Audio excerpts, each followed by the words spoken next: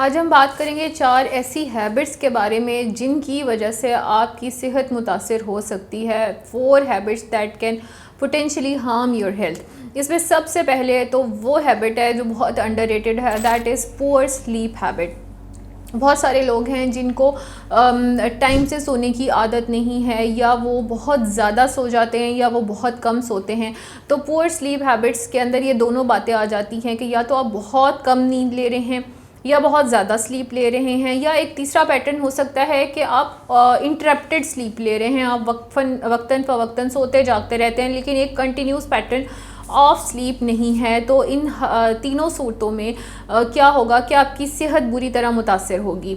दूसरे नंबर पे जो बहुत इंपॉर्टेंट बात है which can harm your health, that is having unhealthy food. और अनफॉर्चुनेटली ये हमारे एवरीडे लाइफ का हिस्सा बन चुका है। We love to have pizzas, we love to have pastas, we love to have cakes and donuts, लेकिन हम हेल्दी फूड खाने को तैयार नहीं हैं। हमें सूप्स नहीं पसंद, हमें यखनियाँ नहीं पसंद, हमें सैलड्स और फ्रूट्स नहीं पसंद। वो तमाम चीज़ें जो ज़्यादा हेल्दी ऑप्शंस हैं वो हमें नहीं पसंद, लेकिन हम उन ऑप्शंस को प्रेफर करते हैं जो हमें खाने की आदत पड़ चुकी है। और इसमें आप लोग ही शामिल नहीं हैं, इसमें हम सब भी शामिल हैं। तो ये एक आप समझें कि इस खित्ते का मसला बन चुका है ईटिंग हैबिट्स का। अच्छा, अब तीसरे नंबर पे जो एक बहुत इम्पॉर्टेंट बात है जो आपकी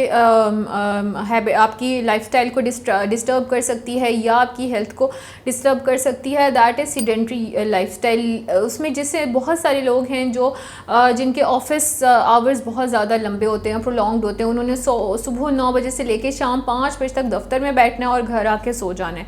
तो ये सीडेंट्री लाइफस्टाइल है। इसमें आप ज़्यादा चल फिर नहीं रहे, आप बैठ के काम करें और घंटों बैठ के काम करें, तो इसमें आपके बहुत ज़्यादा सेहत के मसाइल शुरू हो जाते हैं। और इसमें आपने करना क्या है कि अगर आपकी कोई ऐसी नौकरी है जिसमें आप बहुत ज़्यादा वॉक नहीं कर रहे, चल फिर नहीं रहे, फ़िज़िकल एक्टिविटी नहीं है, ऑफिस जॉब है और prolonged hours of office job है, जैसे 9 to 5 है या इवन 9 to 3 है, और फिर आपने घर आने में गाड़ी में बैठ के अनदर 1 आवर लगा दिया, तो पूरा दिन तो आपका बैठ के गुजर गया।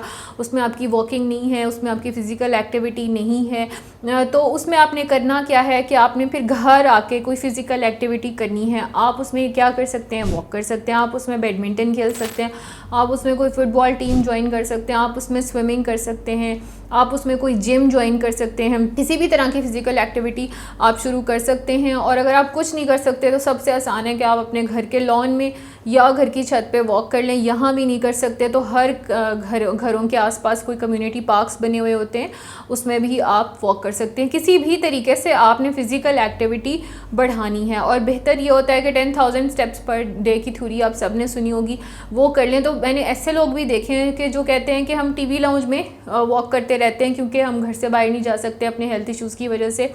तो ये भी एक ऑप्शन है। When there is a will there is a way. All you need to do is कि आप अपने स्टेप्स काउंट करना शुरू कर दें और चलना शुरू कर दें, या मिनिमम आप 30 मिनट्स की वॉक कर लें। चौथे नंबर पे जो मोस्ट इंपॉर्टेंट चीज़ है जो आपकी सेहत को बुरी तरह से मुतासिर कर सकती है, किसी भी आप एज ब्रैकेट में हो, चाहे आप बच्चे हैं, बड़े हैं या आप बूढ़े हैं, हर तरह की एज ब्रैकेट को ये एक ही तरह से मुतासिर करती है, and that is chronic stress. यानी तवील मुद्दत से आप किसी बात पे परेशान हों। परेशानियाँ हर किसी की ज़िंदगी का हिस्सा हैं। कोई भी इंसान ऐसा नहीं है जिसकी ज़िंदगी में कोई परेशानी ना हो या कोई चैलेंज ना हो। और ज़िंदगी तो नाम ही आजमाइशों का या परेशानियों का है। तो हम उसमें से किस तरह निकल सकते हैं, उसमें सबसे पहले तो आपका सेल्फ मोटिवेटेड होना बहुत ज़रूरी है, आपकी विल पावर का स्ट्रॉन्ग होना बहुत ज़रूरी है। जब भी कोई परेशानी आए सबसे पहले तो ये तरीका ढूंढें कि उसमें से निकलना कैसे है, उसमें से निकलने का तरीका ढूंढें। कुछ परेशानियां ऐसी होती हैं, कुछ सिचुएशंस ऐसी होती हैं जिनमें से आप नहीं निकल पाते, तो उसके लिए बहुत सारी स्ट्रेस मैनेजमेंट की वर्कशॉप्स अवेलेबल हैं, ऑनलाइन भी अवेलेबल हैं। आजकल फ़िज़िकल वर्कशॉप्स भी मुख्तलिफ़ जगहों पे बहुत सारे डॉक्टर्स और हेल्थ प्रोफेशनल्स करा रहे हैं।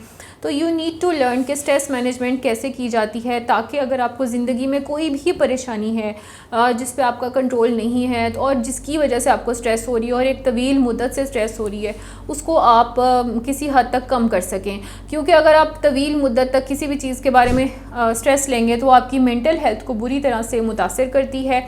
आपको डिप्रेशन की तरफ ले जाती है, एंजाइटी की तरफ ले जाती है, आपके बर्नआउट्स होना शुरू हो जाते हैं, आपका ब्लड प्रेशर हाई हो जाता है, कोलेस्ट्रॉल और डाइजेस्टिव इश्यूज़ शुरू हो जाते हैं। सो इन मोर देन वन वे वो स्ट्रेस आपकी जिस्म को मुतासिर कर रही होती है, वो फिज़िकली भी आपके जिस्म को मुतासिर कर रही होती है, वो आपके मेंटल हेल्थ पे भी इम्पैक्ट डाल रही होती है। तो अगर आपकी ज़िंदगी में ये 4 हैबिट्स हैं तो इनको बदलने की कोशिश करें, 1 by 1 habit at a time पे काम करें और इनको बेहतर करने की कोशिश करें। जूं आप ये आदतें बेहतर करते जाएंगे वैसे वैसे ही आपका जो ये सेहत के मसाइल हैं ये मज़ीद बेहतर होते जाएंगे।